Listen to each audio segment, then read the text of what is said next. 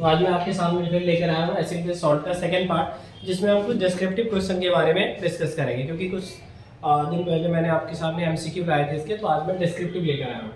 तो स्टार्ट करते हैं अपने कुछ क्वेश्चंस के साथ। ध्यान से देखिएगा, चीज़ों को समझिएगा। तो हमारा फर्स्ट क्वेश्चन है आज का, कह रहा है show the formation of Na2O and MgO by the transfer of electrons. अब देखिए बच्चे, बॉन्ड जो यानी जो कंपाउंड का फॉर्मेशन होता है वो दो तरीके से होता है। एक होता है शेयरिंग ऑफ इलेक्ट्रॉन से, जिससे कोवेलेंट बॉन्ड बनता है, और एक होता है आपका ट्रांसफर ऑफ इलेक्ट्रॉन से, जिससे कि हम ज्यादातर आयोनिक बॉन्ड बनाते हैं। कैसा बॉन्ड बनाते हैं? आयोनिक।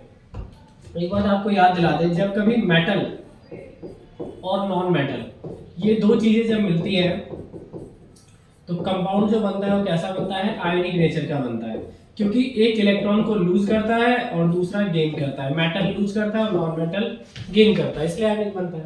तो यहाँ पर हमें डॉट ट्रांसफर ऑफ इलेक्ट्रॉन्स के थ्रू बताने Na2O कैसे बनेगा। तो देखिए, सबसे पहला है Na2O यानी सोडियम का ऑक्साइड है ये। तो आपने सर सोडियम लिखे, आपको पता है कि वैलेंस इलेक्ट्रॉनिक बॉन्डिंग में पार्टिसिपेट लेता है कंपाउंड बनाने के लिए। तो सोडियम का इलेक्ट्रॉनिक ऑप्शन होता है 2, 8 और 1, 281। तो बाहर में आप देख रहे हैं एक इलेक्ट्रॉन है वैलेंस इलेक्ट्रॉन, तो आपने एक इलेक्ट्रॉन के साथ इसके डॉट को दिखा दिया सोडियम को। अब आपको किसके साथ बनाना है? ऑक्सीजन के साथ। तो आपने ऑक्सीजन ले लिए, तो ऑक्सीजन का इलेक्ट्रॉनिक ऑप्शन होता है सर 2,6, और बाहर में कितने इलेक्ट्रॉन है? 6 इलेक्ट्रॉन है।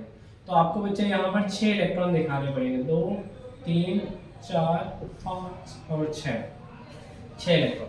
अब आपको भी पता है कि सर ऑक्सीजन को ऑक्टेट पूरा करने के लिए 2 इलेक्ट्रॉन की जरूरत है, बट हमारे पास सोडियम कितना है? यहाँ पे 1 है। सोडियम कितना है हमारे यहाँ पे? 1। तो हम करेंगे क्या, या तो सोडियम को एक और बार लिख लीजिए अलग से, जैसे हमने एक और सोडियम का एटम लिख लिया, क्योंकि हमें 2 इलेक्ट्रॉन चाहिए। नहीं तो आप यहीं पे 2 लगा दो, आगे साइड तो हो सकता है काम। तो अब ये सोडियम क्या करेगा? इस ऑक्सीजन को इलेक्ट्रॉन शिफ्ट करा है, ये भी क्या करा है? इस ऑक्सीजन को इलेक्ट्रॉन शिफ्ट करा है। जैसे ये शिफ्टिंग हुई, तो इस शिफ्टिंग की वजह से क्या हुआ कि Na के ऊपर कौन सा चार्ज आ गया? पॉजिटिव का। सर 2 इलेक्ट्रॉन लूज किए हैं, चार्ज एक ही आएगा पॉजिटिव, क्योंकि उसका नेचर है। लेकिन आपको आगे में क्या लगाना पड़ेगा? 2, क्योंकि आपने 2 सोडियम के एटम यूज किए हैं। और प्लस में सॉरी प्लस नहीं देंगे यहाँ पे हम यूज करेंगे आपका, यहाँ पे जनरली हम यूज करते हैं यहाँ पे हम सीधा ऑक्सीजन का यूज करेंगे। ऑक्सीजन है, अब ऑक्सीजन के पास कितने इलेक्ट्रॉन होंगे सर? तो आप कहेंगे 8 इलेक्ट्रॉन होंगे। 2, 2, 4, 2, 6 और 2, 8 इलेक्ट्रॉन होंगे। तो इस तरीके से 8 इलेक्ट्रॉन होंगे, और इसके ऊपर चार्ज कितने का? 2 माइनस। तो सर फॉर्मूला बन गया Na2O यानी सोडियम का ऑक्साइड। ऐसे आपको बनाना है किसका? MgO का। बड़ा ही सिंपल है। तो मैग्नीशियम आप लेंगे सर, मैग्नीशियम आता है 12 पे, तो 282 लिखते हैं। तो इसके बाहर में 2 इलेक्ट्रॉन है सर, आपने 2 इलेक्ट्रॉन लगा दिए। प्लस ऑक्सीजन है, ऑक्सीजन के पास होते हैं बाहर में कितने इलेक्ट्रॉन? 6 इलेक्ट्रॉन। तो आपने सर 6 इलेक्ट्रॉन लगा दिए, 2,6। तो ऑक्सीजन को 2 की जरूरत है और मैग्नीशियम 2 लूज करता है, इसका मतलब ये सीधा बन गया Mg2+, और जो ऑक्सीजन है आपका ये 8 इलेक्ट्रॉन के साथ, ये बन गया आपका O2-। इसका मतलब कंपाउंड क्या बन जाएगा? तो आपका आंसर MgO बन जाएगा। तो Na2O बन गया, और ये आपका क्या बन गया? MgO बन गया। सेम तरीके से बन गया। तो चलते हैं हम अपने अगले क्वेश्चंस की ओर। देखिए हमारा नेक्स्ट क्वेश्चन क्या है आज का। सेकंड क्वेश्चन ये कह रहा है कि give the reason why copper is used to make hot water tanks, not steel. जब भी हमें पानी को गर्म करना होता है, तो पानी गर्म करने के लिए कह रहा है कि कॉपर को आप यूज कीजिए, स्टील को यूज मत कीजिए। ऐसा क्यों? तो सुनिए, 2-3 पॉइंट में आंसर देना है, इसका ज़्यादा कोई टफ नहीं है। तो आप कहेंगे सर कॉपर जो होता है ये बहुत ही अच्छी यानी कि गुड कंडक्टिविटी दिखाता है। कैसी कंडक्टिविटी दिखाता है? गुड। पहली बात तो ये बहुत ही बढ़िया कंडक्टिविटी दिखाता है। किसकी तुलना में? तो स्टील की तुलना में। मतलब गुड कंडक्टिविटी का मतलब हुआ कि हीट को बहुत आसानी से जाने देगा, बहुत अच्छे तरीके से। थर्मल कंडक्टिविटी बहुत बढ़िया होती है इसकी। थर्मल कंडक्टिविटी, थर्मल का मतलब होता है हीट को पास करेगा। दूसरा रीजन आप बता सकते हैं, इंपॉर्टेंट रीजन है दूसरा, कि कॉपर जो होता है इसका वाटर के साथ कोई रिएक्शन नहीं होता, क्योंकि कॉपर खुद में लीस्ट रिएक्टिव है, तो ये उतना बढ़िया से रिएक्शन कुछ करेगा ही नहीं क्योंकि लीस्ट रिएक्टिव है। यही अगर आप स्टील यूज करते हैं तो स्टील में साफ साफ लिखा हुआ है एलॉय ऑफ आयरन, तो स्टील क्या कर देता, कोवलेंट ला देता, मतलब वाटर के साथ रिएक्ट हो जाता। क्यों? क्योंकि वहां पे आयरन है, तो स्टील में आयरन प्रेजेंट है सर, आयरन इसके साथ रिएक्ट करके आयरन का ऑक्साइड बना लेता, आयरन का ऑक्साइड फेरस ऑक्साइड बना लेता, जिस वजह से काफी दिक्कत होती। तो इसलिए हम कॉपर का यूज करते हैं, स्टील का यूज नहीं करते, ठीक है, क्योंकि कॉपर अच्छी कंडक्टिविटी दिखाता है, कॉपर वाटर के साथ रिएक्शन नहीं करता है, जबकि स्टील कर लेता है वाटर के साथ, ठीक है, क्योंकि स्टील में आयरन होता है। तो चलते हैं हम अपने नेक्स्ट क्वेश्चन की ओर, इसलिए हम ज्यादा बेटर कॉपर को मानते हैं। चलिए हमारा नेक्स्ट क्वेश्चन आज का क्वेश्चन नंबर थर्ड क्वेश्चन ये कह रहा है, ध्यान से देखिए, थर्ड क्वेश्चन कह रहा है what are amphoteric oxides, give example of amphoteric oxide. तो प्यारे बच्चों, ये जो एम्फोटेरिक ऑक्साइड होता है, एम्फोटेरिक हम उसको कहते हैं जो कि एसिडिक भी है और as well as basic nature का भी होता है, acidic as well as basic, यानी एसिडिक नेचर का भी होगा और बेसिक का भी होगा, दोनों कैरेक्टर दिखाएंगे, तो उसको हम कहेंगे क्या, एम्फोटेरिक ऑक्साइड। सर करता कौन कौन है, आपको पता है सर, Al2O3 एल्युमिनियम का ऑक्साइड और एक होता है आपका क्या, जिंक ऑक्साइड, ये दोनों करता है क्या, एम्फोटेरिक कैरेक्टर,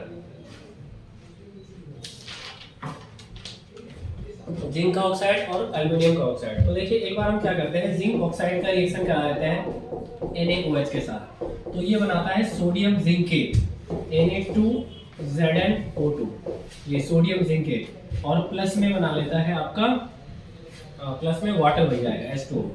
तो होता क्या है कि सोडियम जिंकेट एक सॉल्ट बन गया, मतलब कि ZnO यहाँ पर आप बेस के साथ रिएक्शन करा रहे हैं, मतलब ये किसके जैसा बिहेव कर रहा है, एसिड के जैसा, ठीक है। अगर मैं ZnO का रिएक्शन करा दूं HCl के साथ, डाइल्यूट HCl के साथ, तो आप कहेंगे सर ZnCl बन जाएगा, ठीक है, ZnCl2 बन जाएगा और प्लस में वाटर बन जाएगा।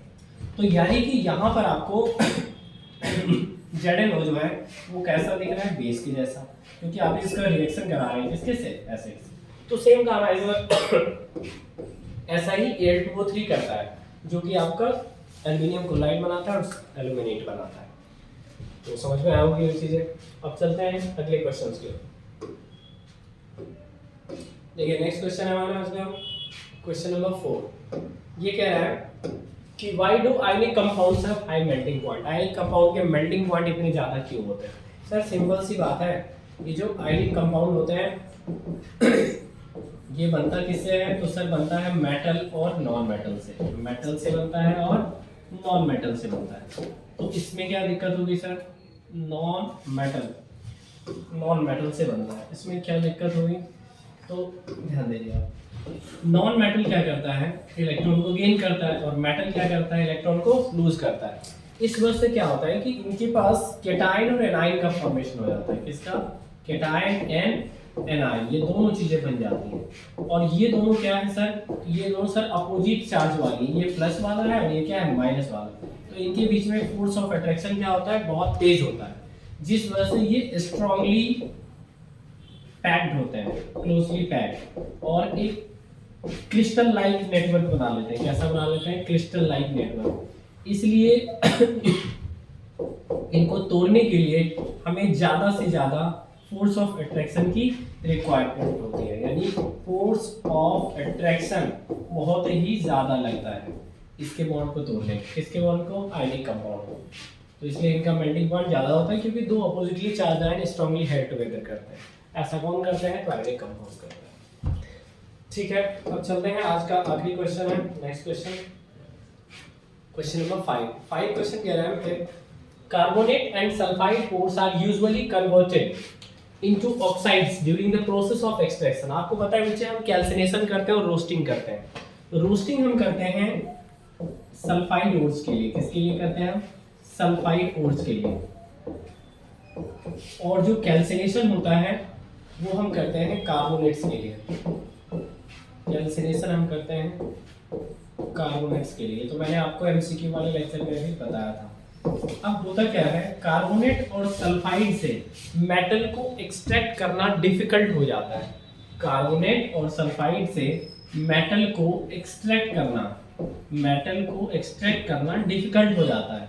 तो हम सही प्रोसेस क्या है तो सही प्रोसेस है, इस कार्बोनेट को हम पहले क्या करते हैं, ऑक्साइड्स में चेंज करते हैं। उसी तरीके से इस सल्फाइड्स को भी आप क्या करते हैं, ऑक्साइड्स में चेंज करते हैं।